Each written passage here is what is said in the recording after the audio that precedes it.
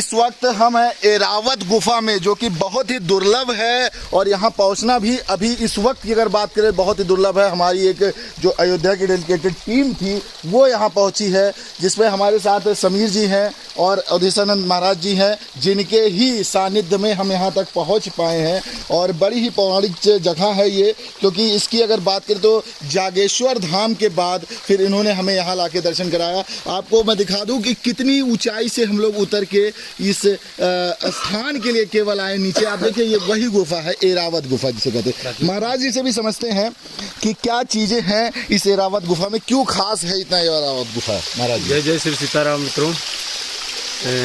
आकाश जी, ये गुफा आदिकाल से सृष्टि के आरंभ से, और ये गुफा सृष्टि के आरंभ से नेचुरली बाबा भोले के द्वारा निर्मित हुई है। और ये गुफा सप्त ऋषियों की तपोस्थली रही है। इसमें किसी भी प्रकार का आप देखेंगे कि कोई आर्टिफिशियल कंस्ट्रक्शन नहीं है। आदि गुरु शंकराचार्य, आदि जगत गुरु शंकराचार्य जी जब आए थे यहाँ जागेश्वर धाम के निर्माण को लेकर के, एक्चुअली ऐसी मान्यता है कि जब आदि जगत गुरु शंकराचार्य जा रहे थे वहाँ, इसी ये कैलाश का रास्ता है, इसी रास्ते हम पहले कैलाश मानसरोवर जाते थे, तो उनको दलाई लामा जी ने रोक दिया था।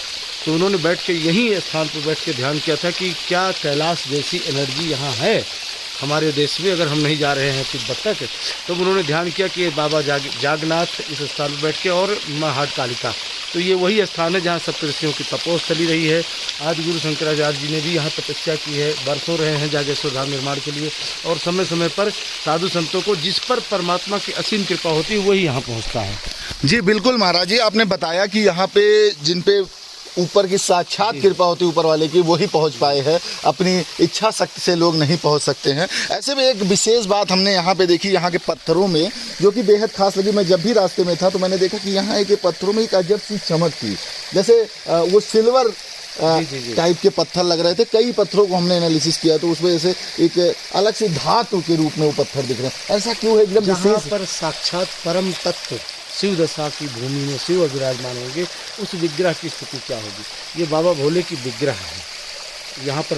आप पहली बार कब आए यहाँ पे? कैसे आपको पता चला कि मतलब ये इस तरीके की गुफा है, राउत गुफा यहाँ है? अब मैं आपको बताऊँ कि मुझे लगभग 8 वर्षों से कमल भट्ट जी जो पुष्टि माता जी के प्रधान पुजारी हैं, उसे बहुत दिनों से कह रहे थे कि गुरु जी चलिए आपको एक जगह ले चलता हूँ, लेकिन मेरा भी बुलावा नहीं आने की वजह से मैं 5 वर्ष तक नहीं आया उनके कहने से, मतलब वहीं से आके चला जाता था। लेकिन बाबा की कृपा है, पता नहीं क्या परम तत्व की असीम कृपा है कि पिछले 2 वर्षों से यहाँ अचानक शरीर पहुँची, और पहुँचने के बाद अगर आप लोग सहयोग करें तो इसको रेनोवेट करा के और दिव्य किया जाए कि कम से कम ध्यान करके कुछ न कुछ आध्यात्मिक ऊर्जा एकत्रित की जाए। बिल्कुल, बड़ी ही पॉजिटिव एनर्जी है यहाँ पे। और आपको बताइए अविरल धारा है, आपको हम दिखाएं, जो कि पूरी तरह से हमेशा लगातार बहती रहती है। और इस अविरल धारा की सही चीज़ तो है कि एक अलग सी छवि है इस जल की, और एक पॉजिटिव एनर्जी मिलती है। हमारे साथ ये रवि है, और रवि से भी समझते हैं कैसा लग रहा है आज। ऐसा बहुत अच्छा लग रहा है यहाँ पर, काफ़ी यहाँ पर पॉजिटिव एनर्जी है।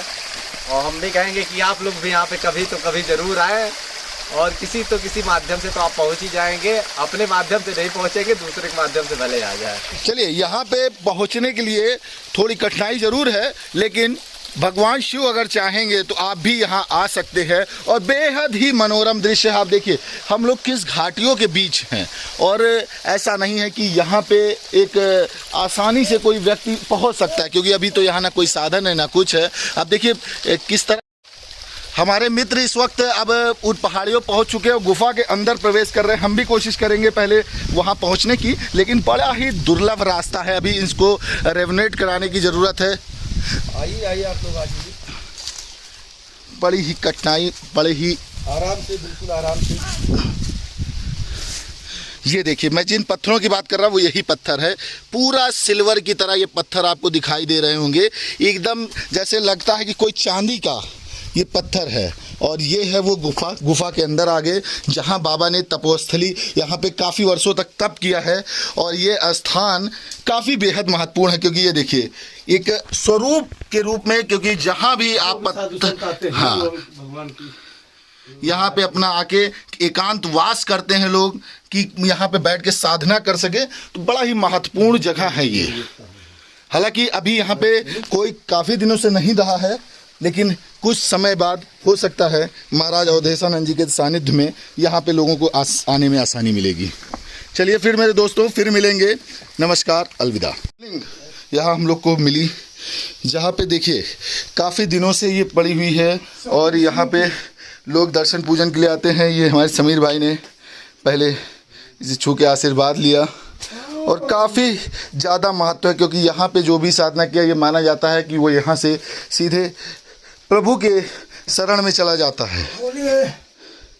तो इस गुफा में आज हम पहुँचे, बड़ी ही दुर्लभता से पहुँचे, लेकिन हम चाहेंगे कि आगे भविष्य में आप सब लोग को यहाँ पे प्रभु के इस स्थान पे आसानी से पहुँचा सकें, इसके लिए पूरा प्रयास हमारी पूरी टीम। दिखा दे कि अंदर जहाँ पे कैसे रहते थे स्वामी जी, ये वो स्थान है जहाँ पे वो अपना हवन पूजन करते थे।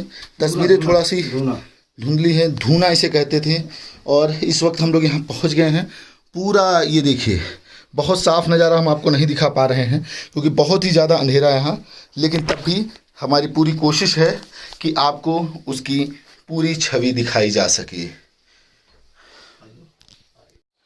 इस गुफा से हम लोग वापसी की ओर जा रहे हैं। देखिए आगे किस तरह से सब हमारे साथी जो हैं वो ऊपर की तरफ चल रहे हैं। हमें पूरी ऊपर चोटी तक हमें जाना है।